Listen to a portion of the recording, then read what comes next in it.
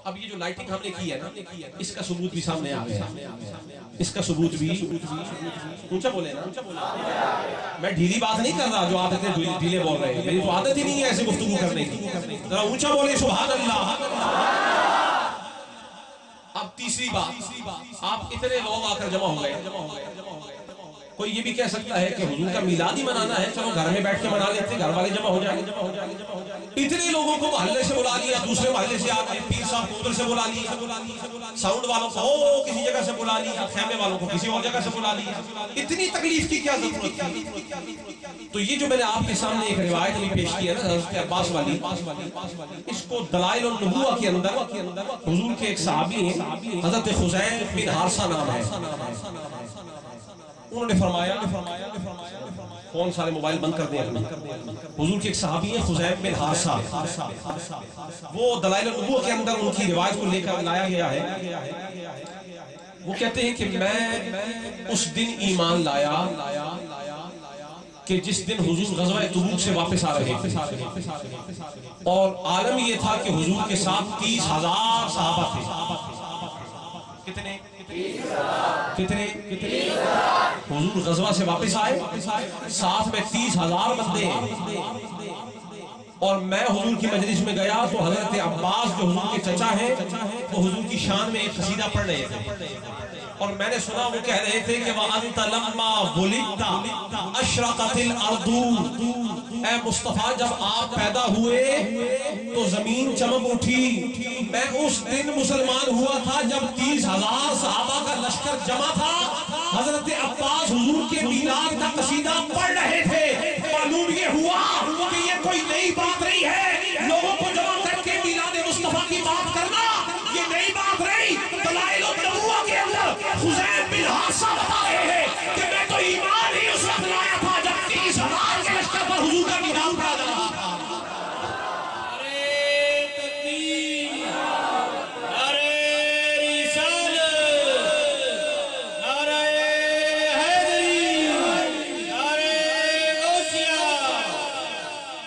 ایک دوسرا ثبوت ہے، حضور کے ایک صحابی کی روایت، وہ فرماتے ہیں کہ ہم ایک دن حضور کے حجرے کے باہر بیٹھے ہوئے ہیں، آپ تھک تو نہیں گئے؟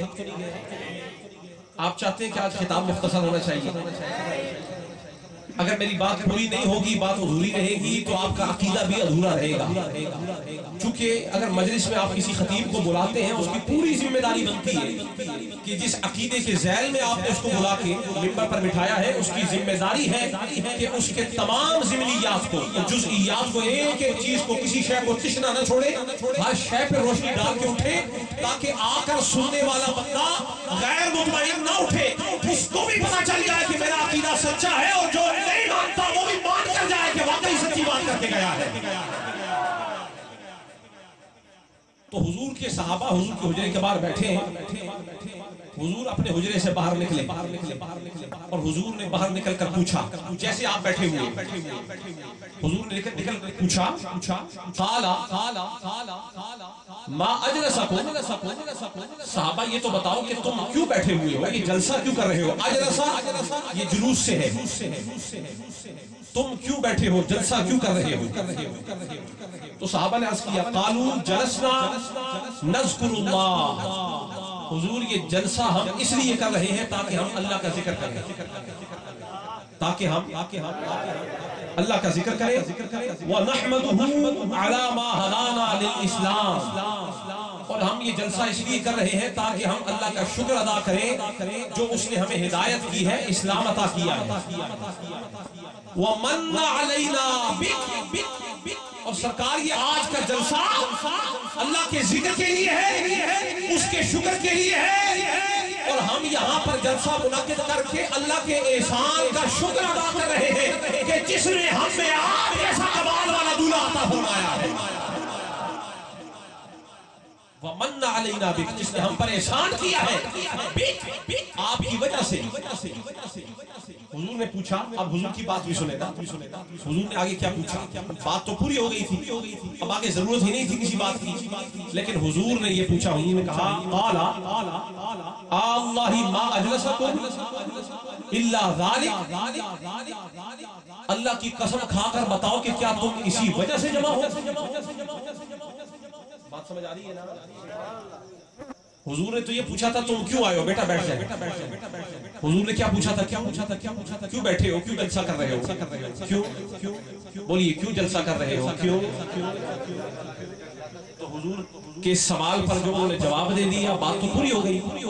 सवाल का मकसद ये होता है कि जो सवाल किया जाए उसके बाद में जवाब देकर मकसद को पूरा कर दिया जाए। सवाल हुआ, जवाब दे दिया, अल्लाह के जिक्र के लिए, उसके शुक्र के लिए जो इस्लाम की वजह से है, और जो अल्लाह ने हम पर एहसान किया है कि आप जैसा नबी अता फरमाया है।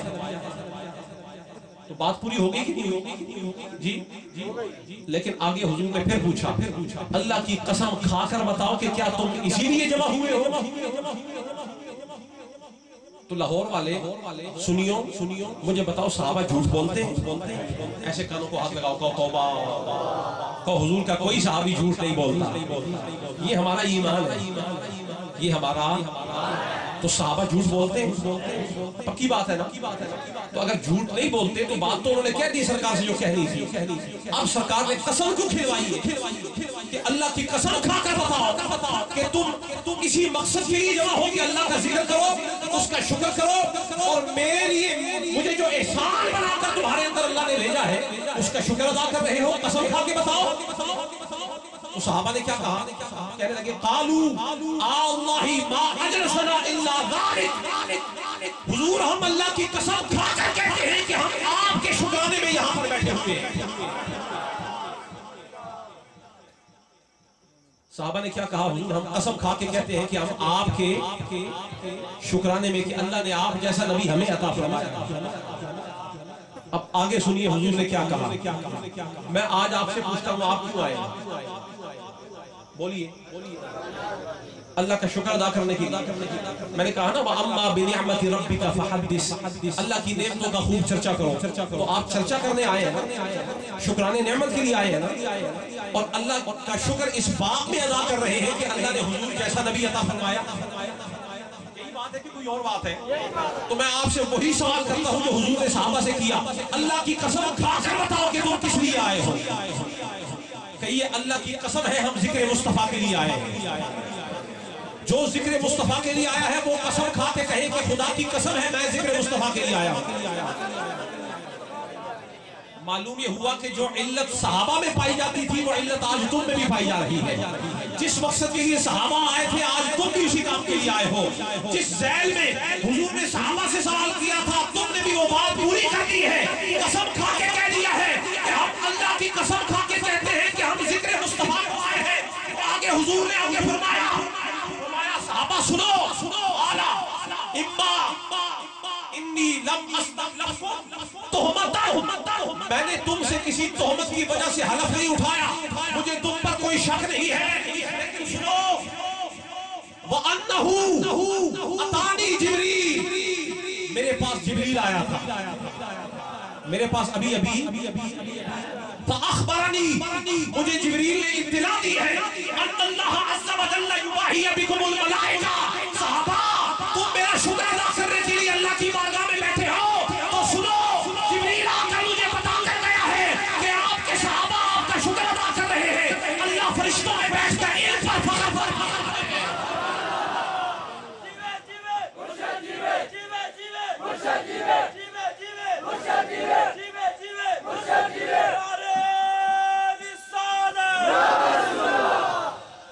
अल्लाह फरिश्तों में बैठकर इन गुलामों पर फख्र फरमा रहा है, इन गुलामों पर फख्र फरमा रहा है। क्यों? इसलिए कि मुस्तफा के आने की खुशी मना रहे हैं, इसलिए कि मुस्तफा के आने की। तो अब मालूम ये हुआ जिसमें ये इल्लत पाई जाएगी, जो हल्फिया कसम खाकर ये कहे कि मैं मुस्तफा की शान के लिए आया हूं। मेरी तरफ देखिए, मेरी तरफ इधर ये जा रहे हैं, मैं आपको बताता हूं।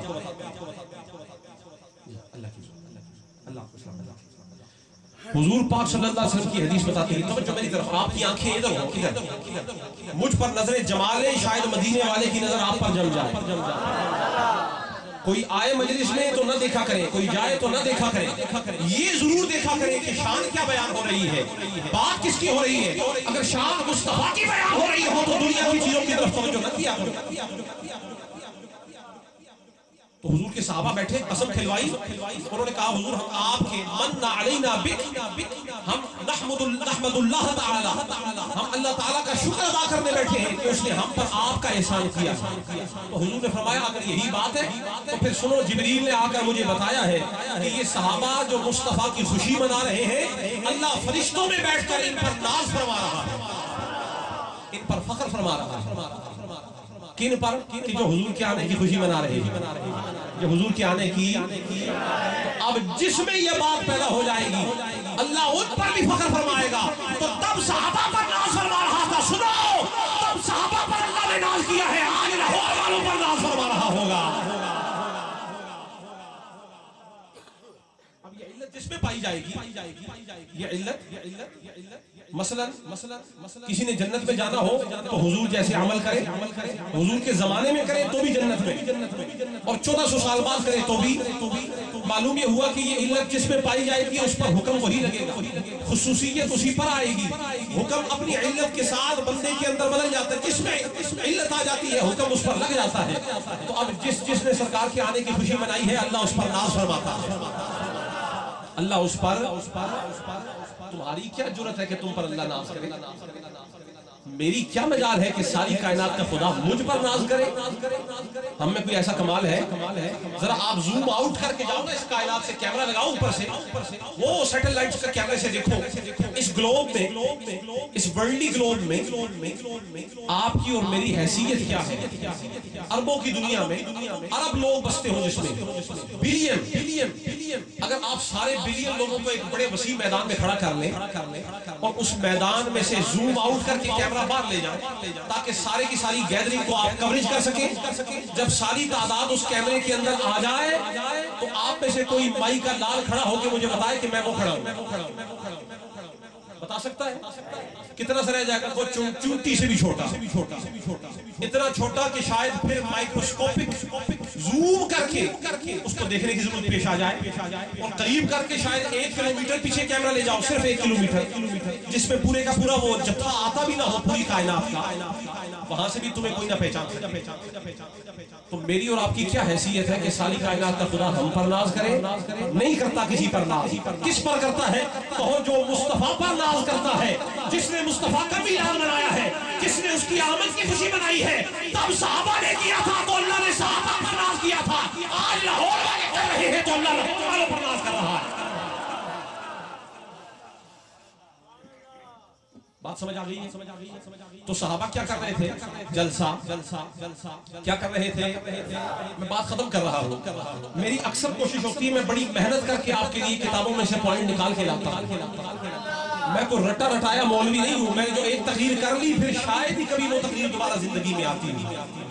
میری یہ عادت نہیں ہے کہ ایک تقریر اس علاقے میں بھی کی، دوسرے میں بھی کی، تیسرے میں بھی کی، چوتھے میں بھی کی۔ میں ایک ہی چمچے سے سب کو نہیں رٹنے لگاتا۔ میں محدث کا بچہ ہوں، میرے والد کو کئی ہزار حدیثیں یاد تھی، میں حدیث کا جو سرمایہ میرے گھر پہ پڑا ہے میں اس میں سے چھان کے، آپ کی محفل ہوتی ہے، آپ 2 گھنٹے میرا خطاب سنتے ہیں، چلے جاتے ہیں، اپنے کامنٹس پاس کر دیتے ہیں اور آپ اپنی اس کے اوپر رائے دے دیتے ہیں کہ خطاب ایسا تھا ویسا تھا۔ آپ کو کیا پتا ہے میں پیچھے کتنی محنت کر کے تیار کر کے لے گیا، اور اکثر ایسا ہوتا ہے کہ میں جو خطاب تیار کر کے لاتا ہوں اس کا آدھا ثواب بھی آپ کے سامنے بیان نہیں ہوتا، اور میری ہاتھ تقریر میرے پاس تیار موجود ہے، میں اس کو ٹائپ کرواتا ہوں پورے طریقے سے تاکہ کل کلا اگر میں رہوں یا نہ رہوں پر میرے مصطفیٰ کی شان میں جمع کیے ہوئے ملفوظات میں موجود رہے، تاکہ لوگوں کو معلوم ہو سرکار کا کوئی دیوانہ لاہور میں خود گانا کر گیا ہے۔ تو میں آپ کے سامنے جو بات بیان کر رہا ہوں اس پر میرا خون لگا ہے، اس پر میری راتیں لگی، اس پر میرا وقت لگا ہے، تو ڈھیلے ہو کے نہ سنو، مجھے تمہاری رائے کی طلب نہیں، مجھے تمہارا بیان نہیں چاہیے کہ پیر صاحب کا خطاب کیسا تھا، نہیں، رکھو اپنے پاس اپنی رائے کو، مجھے یا مصطفیٰ کی رائے چاہیے یا مصطفیٰ کے خدا کی رائے چاہیے۔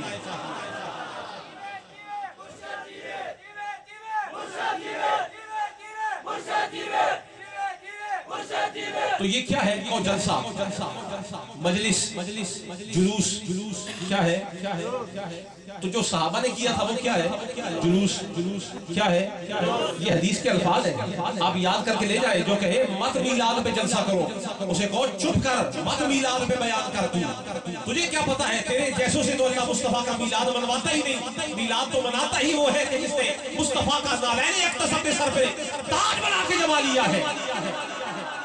میلاد وہ مناتے ہیں، اور میلاد منوانے کے لیے اللہ بندوں کو چن لیا کرتا ہے، لسٹ پوری پیش ہوتی ہے، اور پھر اس میں نیگیٹو مارکنگ ہوتی ہے، نیگیٹو مارکنگ، یہ بھی نہیں، یہ بھی نہیں، یہ بھی نہیں، یہ بھی نہیں، یہ بھی نہیں۔ اچھا یہ کون ہے؟ حضور یہ مصطفیٰ کا دیوانہ، اچھا یہ لے لو، یہ منائے گا، یہ منائے گا، یہ باہر جائے گا، یہ اندر آئے گا، یہ تمہاری مرضی سے نہیں ہوتا۔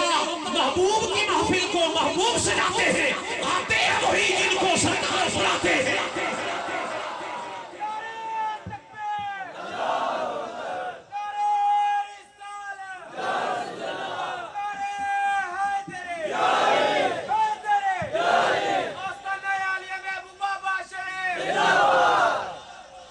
تو صحابہ جلسہ کر رہے تھے، لفظ یاد کر کے لے جاؤ۔ حضور نے انہی سے ان سے یہی پوچھا تھا نا، قال ما اجلسکم، بیٹا آپ بیٹھ جائیں، ما اجلسکم، بولیے، ما تمہیں کس نے بٹھایا ہے؟ یہ جلسہ تم کیوں کر رہے ہو؟ اجلسہ یہ جلوس سے ہے، تو جلوس یہی ہے نا جو آپ اور میں کر رہے ہیں، جلوس بیٹھنے کو کہتے ہیں، جلوس۔ تو صحابہ بیٹھے تو جلسہ، آپ بیٹھے تو جلسہ۔ معلوم یہ ہوا کہ ہم جو جلسہ کرتے ہیں اپنی مرضی سے نہیں کرتے، ہم نے نگاہ عشق سے مدینے والی مجلس کو دیکھا ہے، تب صحابہ جلسہ کیا کرتے تھے، آج صحابہ کے غلام جلسے کرتے ہیں۔ اب ایک جلسہ یہ ہے جو مدینے میں ہوا، ایک جلسہ یہ ہے جو، اور ایک جلسہ یہ کملی والا بڑی رسائی والا ہے، اس کی بڑی پرواز ہے۔